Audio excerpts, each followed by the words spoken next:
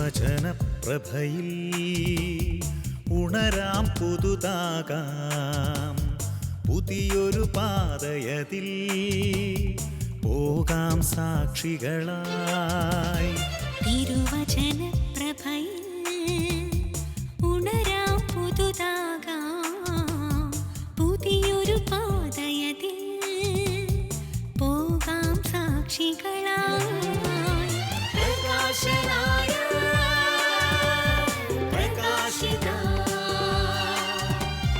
പ്രകാശനായ പ്രകാശിത, പ്രകാശനായ പ്രകാശിത, പ്രകാശനായ പ്രകാശിത.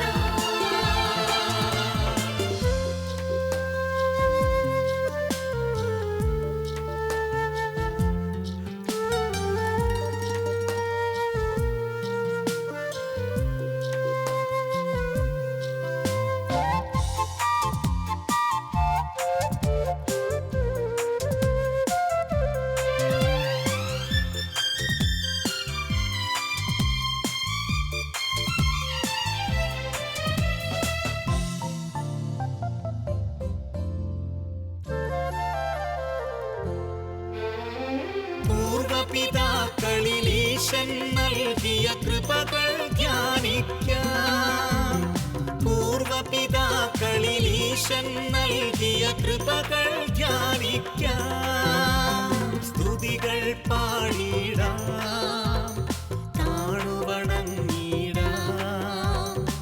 ഈ ദൈവം എന്നുമെന്നും നമ്മുടെ ദൈവമല്ലോ. ഈ ദൈവം ഇന്നുമെന്നും നമ്മുടെ ദൈവമല്ലോ. നവീകരിക്കണമേ നാഥാ തിരുസഭയെ, പ്രകാശമാക്കിടണേ തിരുരാജ്യമഹിമയ്ക്കായി. നവീകരിക്കണമേ നാഥാ തിരുസഭയെ, പ്രകാശമാക്കിടണേ തിരുരാജ്യമഹിമയ്ക്കായി.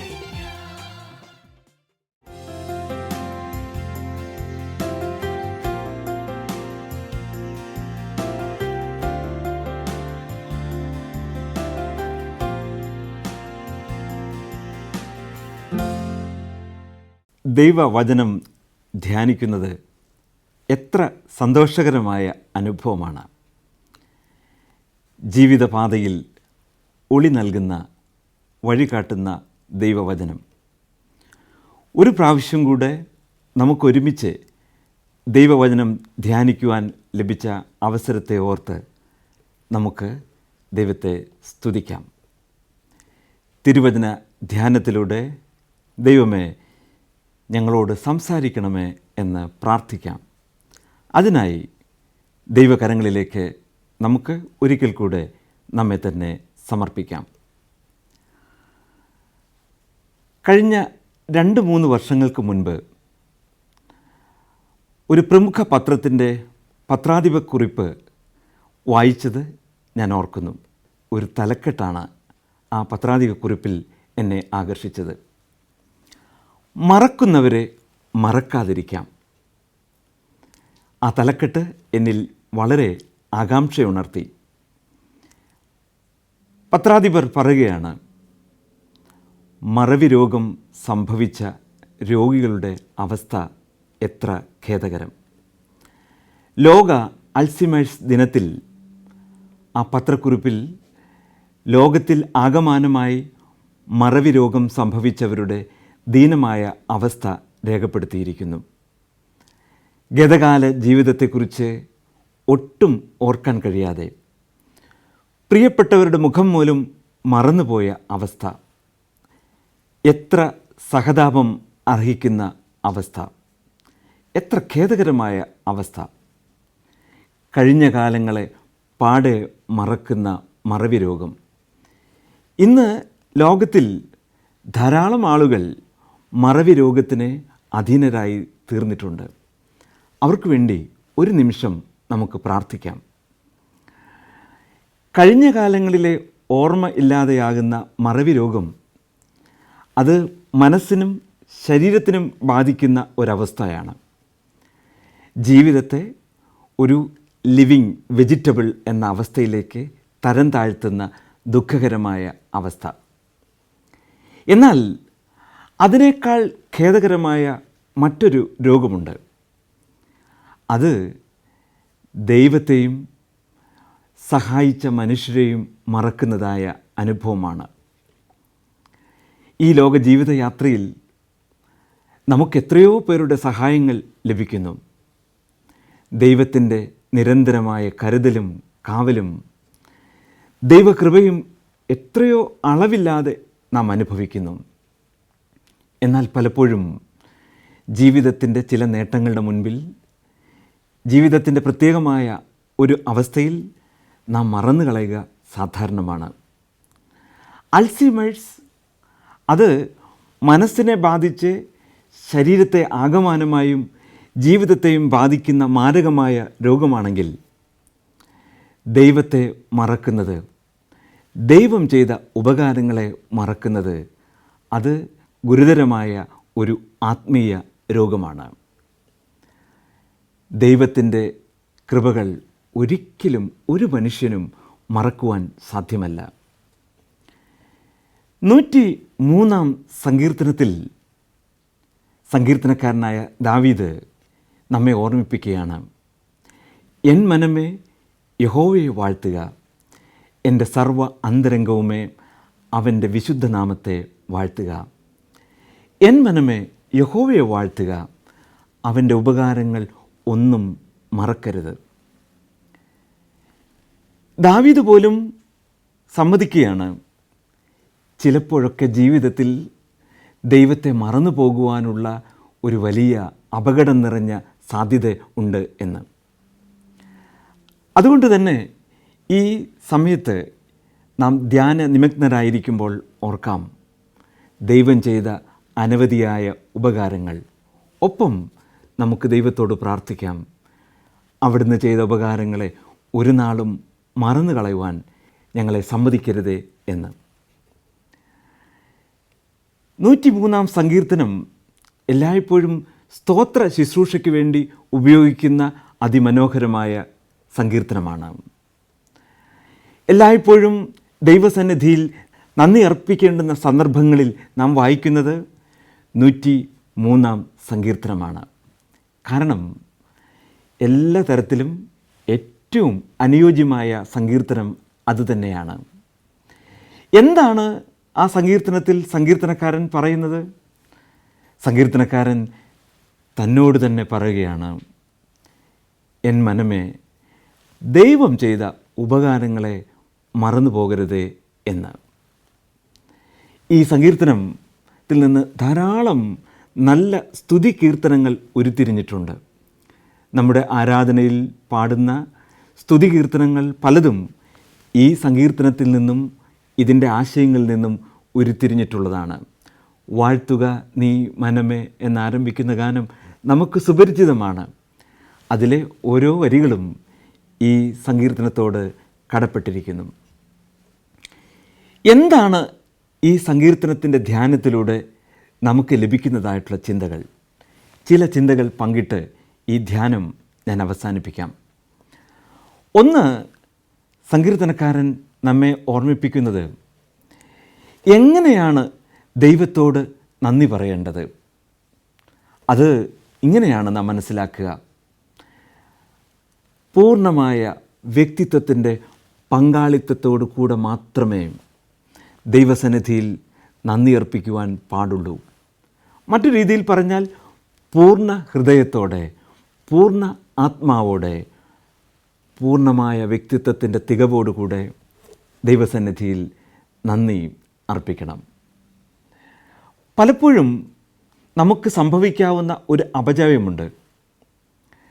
പതിവായി ഉപയോഗിക്കുന്ന പല പദങ്ങളും അർത്ഥമില്ലാതെ അന്യമായ വ്യവസ്ഥയിൽ ഉപയോഗിക്കുക എന്നത്. പാശ്ചാത്യ സംസ്കാരത്തിൽ നിന്ന് നാം പരിചയപ്പെട്ടിട്ടുള്ള ഒരു വലിയ നന്മയാണ്. ഏത് ചെറിയ കാര്യങ്ങൾക്കും നന്ദി അർപ്പിക്കുക എന്നുള്ളത് പരസ്പരമുള്ള ബന്ധം ദൃഢീകരിക്കുന്നതിനും സ്നേഹബന്ധങ്ങൾ നന്നായി പരിപോഷിപ്പിക്കുന്നതിനും ഇത് വളരെ വളരെ അത്യന്താപേക്ഷിതമാണ്, വളരെ നല്ലതാണ്.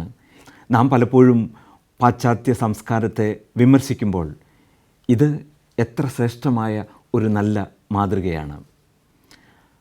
പക്ഷേ നന്ദി അർപ്പിക്കുമ്പോൾ, നന്ദി കൈമാറുമ്പോൾ അത് ചിലപ്പോഴെങ്കിലും അധരങ്ങൾ ചലിക്കുമ്പോൾ ഉണ്ടാകുന്ന ഒരു പദമായോ അല്ലെങ്കിൽ ഒരു ശബ്ദമായോ തരം താഴുവാൻ സാധ്യതയുണ്ട്. മറ്റു രീതിയിൽ പറഞ്ഞാൽ ഹൃദയത്തിൽ നിന്ന് ഉരുത്തിരിയാത്ത അധരങ്ങളുടെ വെറും ഒരു വ്യായാമമായി തീരുന്ന അവസ്ഥ. എന്നാൽ സങ്കീർത്തനക്കാരൻ ഇവിടെ അതുതന്നെയാണ് പറയുന്നത്.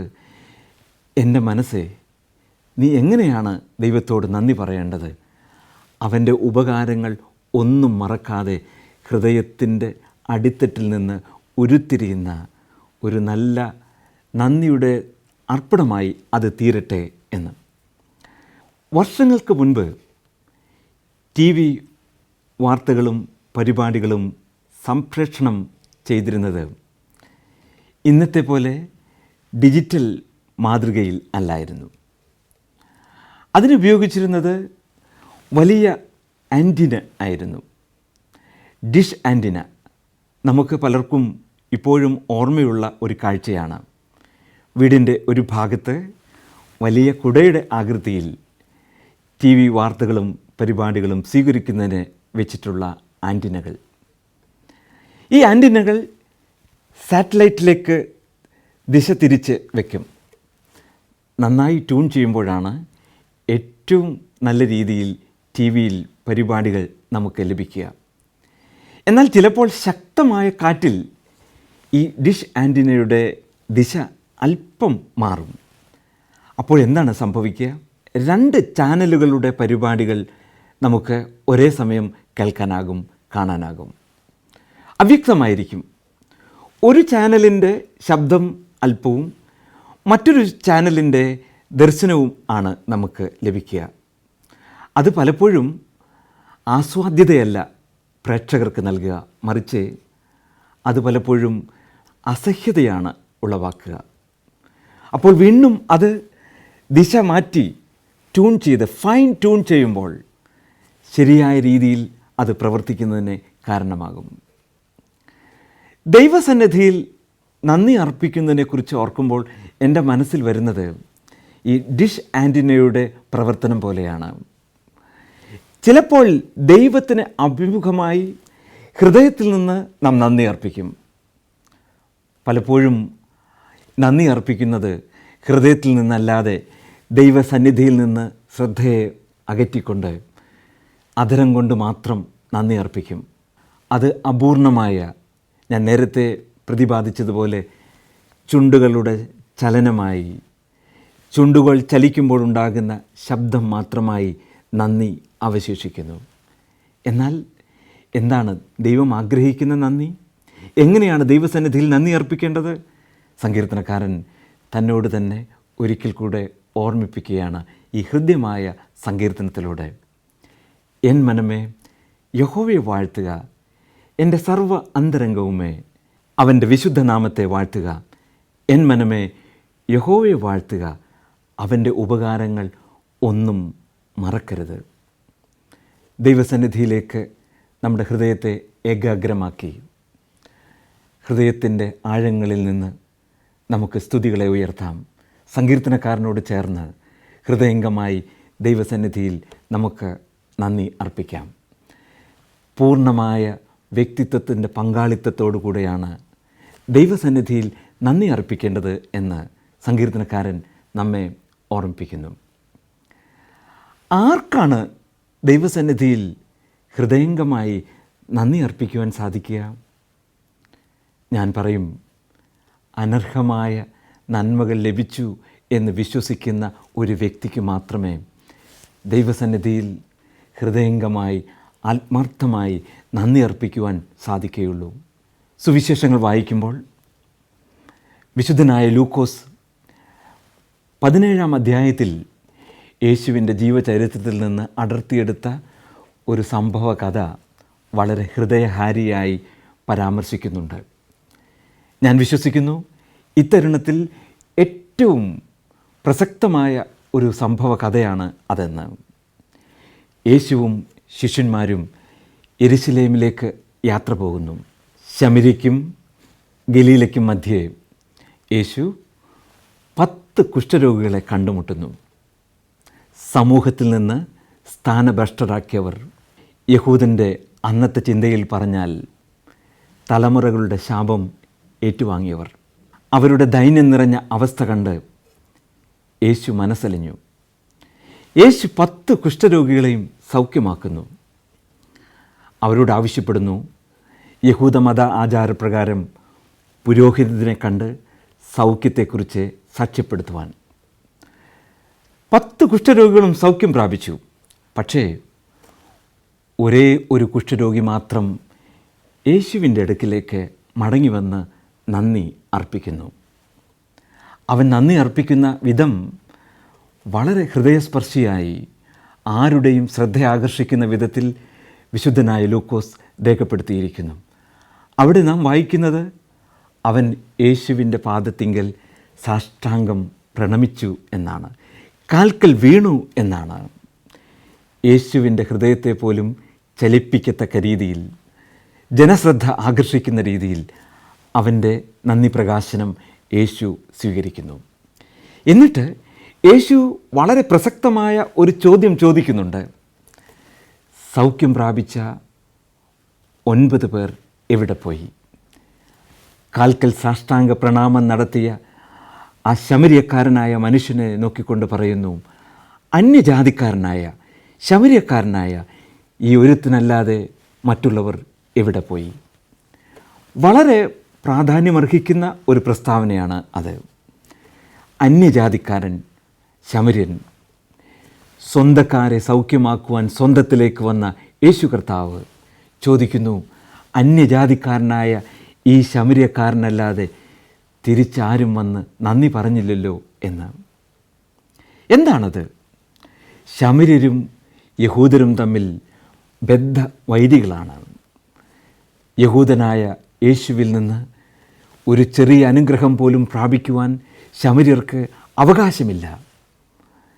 അത് തിരിച്ചറിഞ്ഞ ശമര്യക്കാരനായ സൗഖ്യം പ്രാപിച്ച കുഷ്ഠരോഗി അവൻ തിരികെ വന്ന് യേശുവിൻ്റെ പാദപീഠത്തിൽ വന്ന് പറയുകയാണ്, എനിക്ക് തന്ന സൗഖ്യത്തിനായിട്ട് നന്ദി. ഞാൻ പറയും, എനിക്ക് നൽകിയ അർഹിക്കാത്ത നന്മകൾക്കായി, സൗഖ്യത്തിനായി നന്ദി എന്ന് അവൻ പറഞ്ഞു എന്നാണ് അവിടെ കാണുന്ന വ്യംഗ്യമായ അർത്ഥം. നമുക്ക് പലപ്പോഴും നാം അനുഭവിക്കുന്നതെല്ലാം നമുക്ക് അർഹതപ്പെട്ടതാണ് എന്ന ഒരു ചിന്ത നമ്മെ ഭരിക്കാറുണ്ട്. വർഷങ്ങൾക്ക് മുമ്പ് വിദേശത്ത് ജോലി ചെയ്യുന്നവരുടെ എണ്ണം വിരളമായ ഒരു കാലഘട്ടം. അന്ന് ഒരു ചെറുപ്പക്കാരൻ 7-ാം കടലിനക്കരെ പോയി അവൻ അധ്വാനിച്ച് മടങ്ങി വന്നപ്പോൾ അവൻ്റെ കയ്യിൽ ചുറ്റുപാടുമുള്ളവർക്ക് നൽകുവാൻ കുറേ സമ്മാനങ്ങൾ അവൻ കരുതിയിരുന്നു. അക്കൂട്ടത്തിൽ വളരെ അർഹതയുള്ള വ്യക്തിയെന്ന് അവൻ കരുതിയ പാവപ്പെട്ട അയൽവാസിയായ ഒരു സ്ത്രീ, അവളെ വിളിച്ച് അവൻ്റെ പെട്ടി തുറന്ന് അവൻ കുറേ സമ്മാനങ്ങളും ഒരു ചെറിയ തുകയും അവൾക്ക് നൽകി. വളരെ സന്തോഷത്തോടുകൂടെ നന്ദി പറഞ്ഞ്, മകനെ നിനക്ക് വേണ്ടി തുടർന്നും പ്രാർത്ഥിക്കാമെന്ന് ഉറപ്പ് നൽകി ആ സ്ത്രീ മടങ്ങിപ്പോയി. ചില വർഷങ്ങൾ കഴിഞ്ഞപ്പോൾ വീണ്ടും ആ ചെറുപ്പക്കാരൻ നാട്ടിലേക്ക് വന്നു. മറന്നില്ല, തൻ്റെ പ്രിയപ്പെട്ടവർക്കും അയൽവാസികൾക്കും സമ്മാനം നൽകുവാൻ അവൻ കരുതിയാണ് വന്നത്. അന്നും അതേ സ്ത്രീക്ക് കുറേ സമ്മാനങ്ങൾ കരുതിയിരുന്നു. പക്ഷേ ആദ്യം കൊടുത്തതിനേക്കാൾ അല്പം കുറവാണ്. പതിവ് പോലെ ആ സ്ത്രീയെ വിളിച്ച് ഈ സമ്മാനം കൈമാറുന്നു. ആ സ്ത്രീയുടെ മുഖത്ത് ആദ്യമുള്ള സംതൃപ്തി ആ ചെറുപ്പക്കാരന് കാണാൻ കഴിഞ്ഞില്ല. കാരണം ആദ്യം കൊടുത്തതുമായി താരതമ്യം ചെയ്യുമ്പോൾ അല്പം കുറവാണ്. എങ്കിലും അവൾ നന്ദി പറഞ്ഞ് മടങ്ങിപ്പോയി. പിന്നീട് ആ ചെറുപ്പക്കാരൻ വന്നപ്പോൾ കയ്യിൽ അത്രമാത്രം സമ്മാനങ്ങൾ നൽകുവാൻ കരുതിയിരുന്നില്ല. കാരണം അദ്ദേഹം വിവാഹിതനായി, കുടുംബം വലുതായി, കുടുംബത്തിൻ്റെ ഉത്തരവാദിത്തങ്ങൾ വർദ്ധിച്ചു. എങ്കിലും ആ പാവപ്പെട്ട അയൽക്കാരിയെ മറന്നില്ല. സമ്മാനങ്ങളൊന്നുമില്ലായിരുന്നു. ഒരു ചെറിയ തുക മാത്രം ആ മനുഷ്യൻ കയ്യിൽ കരുതി ആ സ്ത്രീയെ സന്ദർശിക്കുകയാണ്. വളരെ സ്നേഹത്തോടും സന്തോഷത്തോടും കൂടെ ആ മനുഷ്യൻ, ആ ചെറുപ്പക്കാരൻ തൻ്റെ കയ്യിൽ കരുതിയ ആ സമ്മാനം തുക നീട്ടിക്കൊണ്ട് പറഞ്ഞു, ചേച്ചി, പഴയതുപോലെ അധികമായി ഒന്നും കരുതിയിട്ടില്ല. കുട്ടികൾ വിദേശത്ത് പഠിക്കുന്നു. പഠിപ്പിക്കുന്നതിൻ്റെ ചിലവ് വളരെ കൂടുതലാണ്. വളരെ ചിലവിട്ട ജീവിത സാഹചര്യത്തിൽ നിന്ന് അധികം മാറ്റിവെക്കുവാൻ കഴിയാത്തതുകൊണ്ട് ഇതൊരു ചെറിയ തുക മാത്രമേ ഉള്ളൂ എന്ന് അവരോട് ക്ഷമാപണത്തോടെ പറയുന്നു. ധിക്കാരപൂർവം ആ തുക സ്വീകരിച്ച് ആ സ്ത്രീ പറയുകയാണ്, അപ്പോൾ മോനെ, എനിക്ക് തരാണ്ടുന്ന സമ്മാനത്തിൽ നിന്നാണ് ഇപ്പോൾ നീ നിൻ്റെ വീട്ടിലെ ചിലവുകൾ നടത്തുന്നത് അല്ലേ? ഓർത്ത് നോക്കുക, ഒരിക്കലും ആ സ്ത്രീക്ക് അർഹതപ്പെട്ട ഒന്നല്ല ആ ചെറുപ്പക്കാരൻ എല്ലാ പ്രാവശ്യവും വരുമ്പോൾ നൽകുന്ന സമ്മാനങ്ങൾ. പക്ഷേ അത് തിരിച്ചറിയാതെ തനിക്ക് ലഭിക്കുന്നത് അവകാശമായി കാണുന്നതായ അവസ്ഥ, അനർഹമായത് ലഭിച്ചു എന്ന് വിശ്വസിക്കുന്ന ഒരു വ്യക്തിക്ക് മാത്രമേ ദൈവസന്നിധിയിൽ നന്ദിയുള്ളവരായിരിക്കാൻ സാധിക്കുകയുള്ളൂ. ദാവീദ് തൻ്റെ ജീവിതത്തിലേക്ക് തിരിഞ്ഞു നോക്കുകയാണ്. ആട്ടിടയ ബാലനായി ജീവിതം ആരംഭിച്ച തന്നെ രാജ്യത്വത്തിൻ്റെ ചെങ്കോലേൽപ്പിച്ച ദൈവം എത്ര ശ്രേഷ്ഠനാണ്. ജീവിതയാത്രയിൽ ദൈവം നൽകിയ കരുതൽ, വഴികാട്ടൽ എത്ര ശ്രേഷ്ഠമാണ്. അതോർക്കുമ്പോൾ തനിക്ക് ലഭിച്ച അനർഹമായ നന്മകളെ ഓർത്ത് ദാവീദ് പറയുന്നു, എൻ മനമേ യഹോവയെ വാഴ്ത്തുക, എൻ്റെ സർവ്വ അന്തരംഗവുമേ അവൻ്റെ വിശുദ്ധനാമത്തെ വാഴ്ത്തുക എന്ന്. എന്നെ കേൾക്കുന്ന പ്രിയ ശ്രോതാക്കളെ, കഴിഞ്ഞ കാലങ്ങളിലേക്ക് നമുക്ക് തിരിഞ്ഞു നോക്കാം. ഏകാന്തതയുടെ മധ്യത്തിൽ, വിവിധ തരങ്ങളായ ആവശ്യങ്ങളുടെ മധ്യത്തിൽ, വേദനയുടെ മധ്യത്തിൽ, രോഗങ്ങളുടെ മധ്യത്തിൽ ദൈവം നമുക്ക് നൽകിയത് അവകാശപ്പെട്ട ദാനങ്ങളല്ല, മറിച്ച് അവൻ്റെ സ്നേഹത്താൽ നൽകിയ അനർഹമായ ദാനങ്ങളാണ്. നമുക്കും ദാവീദിനോട് ചേർന്ന് എൻ മനമേ യഹോവയെ വാഴ്ത്തുക, എൻ്റെ സർവ്വ അന്തരംഗവുമേ അവൻ്റെ വിശുദ്ധനാമത്തെ വാഴ്ത്തുക, എൻ മനമേ യഹോവയെ വാഴ്ത്തുക, അവൻ്റെ ഉപകാരങ്ങൾ ഒന്നും മറക്കരുത് എന്ന് ഒരിക്കൽ കൂടെ പറയാം. ഈ ഭാഗം വായിക്കുമ്പോൾ എൻ്റെ മനസ്സിലൂടെ വന്ന മറ്റൊരു ചിന്ത, എങ്ങനെയാണ് ദൈവസന്നിധിയിൽ നന്ദി അർപ്പിക്കുവാൻ കഴിയുക? ഇതൊരു പ്രസക്തമായ ചോദ്യമാണ്. വലിയവനായ, സമ്പന്നനായ, ശ്രേഷ്ഠനായ ദൈവത്തിന് ദൈവം ചെയ്യുന്ന ഉപകാരങ്ങൾക്ക് എന്ത് പ്രതിപകരമാണ് നൽകുക? സമാനമായ ചിന്തയിലൂടെ ദാവീദും ഒരിക്കൽ കടന്നുപോയി. അതുകൊണ്ട് ദാവീദ് മറ്റൊരു സങ്കീർത്തനത്തിൽ ഇങ്ങനെ പാടുന്നു, യഹോവ എനിക്ക് ചെയ്ത ഉപകാരങ്ങൾക്ക് ഞാൻ എന്ത് പ്രതിപകരം നൽകും? ചിന്തിച്ചുകൊണ്ട് അദ്ദേഹം പറയുകയാണ്, രക്ഷയുടെ പാനപാത്രം എടുത്ത് ഞാൻ അവൻ്റെ നാമത്തെ കീർത്തിക്കും. തത്തുല്യമായി ഒന്നും നൽകുവാനില്ല. ദൈവത്തിന് നൽകാൻ കഴിയുന്നത് ഏറ്റവും ഹൃദയംഗമായ നന്ദിയാണ്. എന്തിനെല്ലാം നന്ദി അർപ്പിക്കണം? എന്തിനെല്ലാം നന്ദി അർപ്പിക്കണം എന്ന ചോദ്യത്തിന് ഒരു മറു ചോദ്യമാണ് ഞാൻ ചോദിക്കുക. എന്തിനൊക്കെയാണ് നന്ദി അർപ്പിക്കാൻ സാധിക്കാത്തത്? എന്തിനൊക്കെ ആണ് നന്ദി അർപ്പിക്കാൻ കഴിയാതെ മാറ്റിവെക്കേണ്ടത്? ഒന്നുമില്ല. ആരോഗ്യത്തിനും ആയുസ്സിനും ജീവിതത്തിൽ നാം അനുഭവിക്കുന്ന എല്ലാം ദാനങ്ങൾക്കും നാം ദൈവത്തോട് കടപ്പെട്ടിരിക്കുന്നു.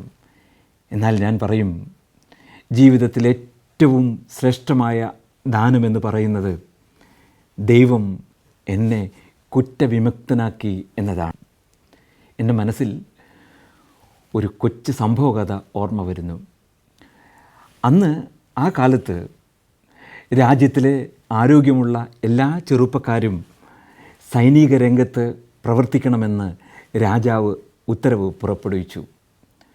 ഒരു ചെറുപ്പക്കാരൻ, അദ്ദേഹം ആ ഭവനത്തിൻ്റെ ഏക അവലംബമാണ്. ധാരാളം ബാധ്യതകളുള്ള ഒരു ഭവനം. ആ ചെറുപ്പക്കാരൻ തൻ്റെ ജീവിതത്തെക്കുറിച്ച് ദുഃഖിച്ചിരിക്കുമ്പോൾ അയൽവാസിയായ മറ്റൊരു ചെറുപ്പക്കാരൻ പറഞ്ഞു, നിനക്ക് പകരം ഞാൻ യുദ്ധരംഗത്തേക്ക് പോകാം എന്ന്. വർഷങ്ങൾ ചിലത് കടന്നുപോയി. യുദ്ധരംഗത്ത് അടരാടി മരണപ്പെട്ടു. അദ്ദേഹത്തിൻ്റെ മൃതശരീരം ആ സെമിത്തേരിയിൽ അടക്കം ചെയ്തു. ഈ ചെറുപ്പക്കാരൻ ഒരു വലിയ പൂമാലയുമായി ആ സെമിത്തേരിയിലേക്ക് കടന്നു ചെല്ലുന്നു. തനിക്ക് പകരം മരിച്ച ആ മനുഷ്യൻ്റെ ശവകുടീരത്തിൽ ഏങ്ങലടിച്ചുകൊണ്ട് കരയുകയും പുഷ്പചക്രം അർപ്പിക്കുകയുമാണ്. ഇത് കണ്ട ആ സെമിത്തേരിയിലെ മറ്റൊരു സന്ദർശകൻ ഈ മനുഷ്യനെ വിളിച്ചു ചോദിച്ചു, എന്തിനാണ് ഈ ശവകുടീരത്തിന് മുൻപാകെ നിങ്ങൾ ഏങ്ങലടിച്ച് കരയുകയും ഇവിടെ പുഷ്പചക്രം അർപ്പിക്കുകയും ചെയ്യുന്നത്? ഈ ശവകുടീരത്തിൽ അടക്കം ചെയ്തിട്ടുള്ളത് നിങ്ങളുടെ പ്രിയപ്പെട്ട ആരുടെയെങ്കിലും മൃതശരീരമാണോ എന്ന്. ആ ചെറുപ്പക്കാരൻ ഇങ്ങനെ പറഞ്ഞു, അല്ലല്ല, ചില വർഷങ്ങൾക്ക് മുമ്പ് സൈന്യത്തിൽ ഞാൻ പോകേണ്ടതിന് പകരം എനിക്ക് വേണ്ടി സൈന്യത്തിൽ ചേരുകയും ഈ രാജ്യത്തിന് വേണ്ടി യുദ്ധക്കളത്തിൽ അടരാടി മരിക്കുകയും ചെയ്ത ഒരു വ്യക്തിയാണ് ഈ ശവക്കല്ലറയിൽ ഇവിടെ അന്ത്യവിശ്രമം കൊള്ളുന്നത്. ഈ വ്യക്തി എനിക്ക് വേണ്ടിയാണ്, എൻ്റെ ജീവൻ സംരക്ഷിക്കേണ്ടതിന് വേണ്ടിയാണ്, എൻ്റെ സ്ഥാനത്താണ് മരിച്ചത്. ആ സ്നേഹം ഓർക്കുമ്പോൾ ഇപ്രകാരമല്ലാതെ എനിക്കെങ്ങനെ വർത്തിക്കുവാൻ കഴിയും? ആ സ്നേഹത്തിന് മുൻപാകെ ഈ പുഷ്പചക്രം അർപ്പിച്ച് ഒരു വാക്ക് നന്ദി പറയുക മാത്രമാണ് ഞാൻ ചെയ്യുന്നത് എന്ന് മറുപടി പറഞ്ഞു. പ്രിയമുള്ളവരെ, ദൈവം നമുക്ക് ചെയ്ത ഉപകാരങ്ങൾക്ക്, നമുക്ക് കാൽവറി ക്രൂശിലൂടെ നൽകിയ രക്ഷയ്ക്ക് പകരമായി എന്ത് പ്രതിഫലമാണ് നൽകുവാൻ കഴിയുക? കഴിഞ്ഞ കാലങ്ങളിൽ ദൈവം നൽകിയ വലിയ ഉപകാരങ്ങളെ നമുക്കോർക്കാം. ഹൃദയംഗമായി സങ്കീർത്തനക്കാരനോട് ചേർന്ന് നമുക്കും ദൈവസന്നിധിയിൽ നന്ദി അർപ്പിക്കാം. എൻ മനമേ യഹോവയെ വാഴ്ത്തുക, എൻ്റെ സർവ്വ അന്തരംഗവുമേ അവൻ്റെ വിശുദ്ധ നാമത്തെ വാഴ്ത്തുക. എൻ മനമേ യഹോവയെ വാഴ്ത്തുക, അവൻ്റെ ഉപകാരങ്ങൾ ഒന്നും മറക്കരുത്. ദൈവം നിങ്ങളെ അനുഗ്രഹിക്കട്ടെ.